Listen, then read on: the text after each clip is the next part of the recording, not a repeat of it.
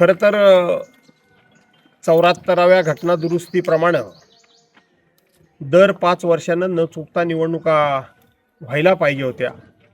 परंतु विद्यमान सरकारला ना लोकशाहीवर विश्वास, ना डॉक्टर बाबासाहेब आंबेडकरांच्या संविधानावर, घटनेवर विश्वास.